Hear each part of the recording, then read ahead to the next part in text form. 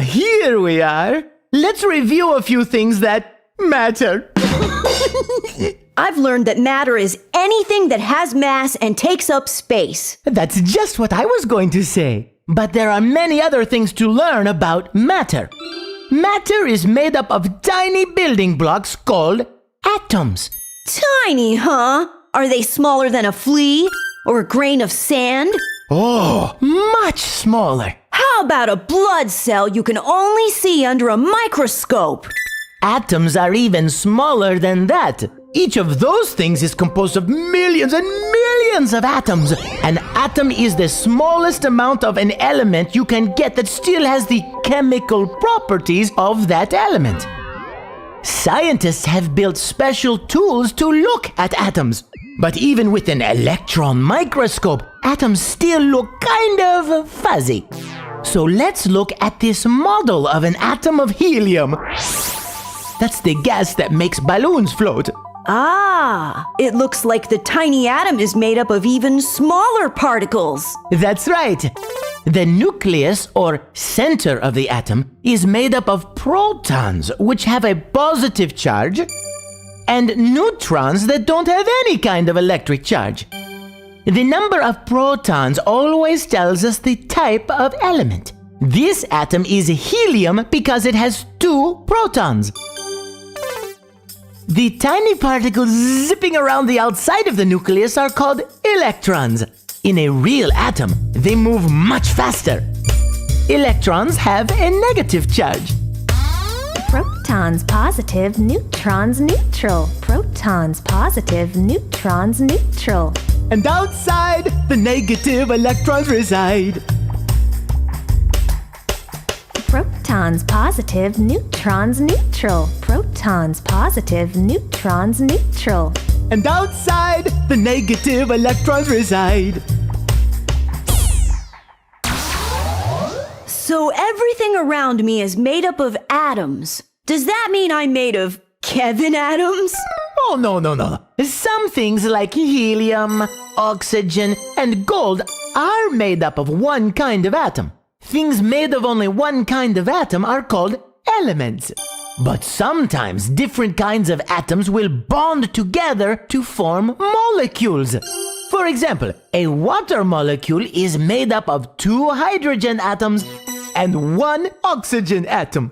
Oh yeah, I've even heard people call water H2O. And water is completely different from hydrogen or oxygen by themselves. Now, water, like all matter, can exist in different states. I've learned about states of matter: solid, liquid, and gas. That's right. And matter can change states under certain conditions. Let's consider water. In its solid form, water is called ice. But what happens when ice gets too warm to remain as ice? It melts. Oh, it changes state from solid to liquid at a certain temperature. The temperature at which it changes from solid to liquid is called the melting point. Now, if you heat the liquid water up to its boiling point, it will change to its gas state, which we call water vapor or steam. Like in clouds. Correct! Each type of matter has its own boiling point and melting point. If you have 2 pieces of the same matter, under the same conditions, they will have the same melting point and the same boiling point. I see. No, not I see. I see. That reminds me, the point at which the liquid water turns to a solid is the freezing point. The melting point, boiling point, and freezing point are only some of the properties of matter. Physical properties are things you can detect with your senses. Like when you touch something and it feels cold? I touched a doorknob outside on a cold day and it felt really chilly. But when I touched the door, it didn't feel as cold. I'll bet the doorknob was metal and the door was wood. You're some kind of mind reader. So why did the metal feel colder? Aren't the doorknob and the door the same temperature? Yes, but metal is a better conductor than wood. Heat leaves your hand more quickly when you touch the doorknob, so the metal feels colder than the wood, even though they are the same temperature. Wood is a better insulator than metal. If you had on mittens, the metal would not feel as cold, because mittens are good insulators too. So that's another property of matter. And it's called conductivity. Metals are also good conductors of electricity. I suppose you'd know about that, Lumina. Let's think of some more properties of metals. They tend to be shiny, especially if you polish them. You're talking about luster. Another fun property of metals is malleability. Ooh, that means that metals can be bent and shaped into important things, like wires. There are so many more properties of matter. Color, odor, density, hardness, magnetism, and texture, just to name a few. What's this? Looks like you boys have been making some physical changes. Huh? What do you mean? This water boiling is a physical change of matter. Even though the state changes from liquid to gas, the molecules are still H2O, still water. I get it.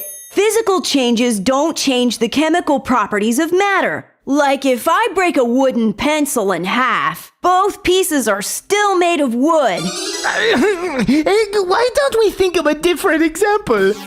How about crushing a can or forming metal into wires? Those are physical changes too. But if you really want to mix things up, you can make a chemical change. Take a look at these nails. This one is all rusty. But how's that different from breaking a stick or crushing a can? Rust is a chemical change. The iron in the nail combines with oxygen in the air to make a new molecule with different properties than iron or oxygen alone. And if we burn this paper inside the beaker, that will cause a chemical change too. The ashes are different from the paper on the molecular level. We've made a different kind of matter with a chemical change.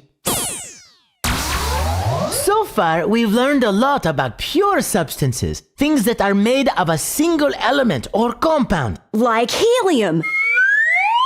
It's made of only helium atoms. And water is made up completely of H2O molecules.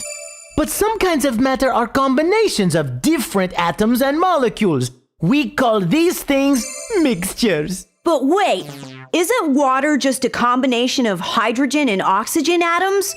How is a mixture any different from that? With a mixture, you can separate out the parts with a physical change. Let me show you what I mean. Suppose we are making a fruit salad. I like blueberries, strawberries, and almonds. We can mix those together to make a salad. This salad is a mixture. I understand what you're getting at. You could pull out the almonds if you didn't like those. What are you, nuts? Just kidding. As I was saying, you can separate the salad back into blueberries, strawberries, and almonds, so the salad is a mixture. But you can't separate water back into hydrogen and oxygen with a physical change. Bravo! Now check this out. Let's pour salt in this beaker of water. Salt and water are each pure substances, but they blend together to make a special kind of mixture called a solution. In this case, the solution is salt water. That's a mixture? How are you going to take the salt back out? With a physical change. We'll boil the water. Remember, state changes are physical changes. The water evaporates into vapor and leaves the salt behind in the beaker. Oh, that really was a mixture. Got any more mixtures up your sleeve? Well, I don't have any sleeves. But another mixture is right under your nose, and in your nose, and down in your lungs. Ah, air must be a mixture too. Smart boy! Air is a mixture of mostly nitrogen and oxygen. Some metals are mixtures too. We call metal mixtures alloys. Bronze is an alloy of copper and tin. I suppose copper and tin have different melting points. That's really bright of you. That's how we can separate tin and copper from a bronze alloy. Just heat it to around 240 degrees centigrade. That's hotter than the melting point for tin, but way below the melting point for copper. We're gonna need a bigger hot plate!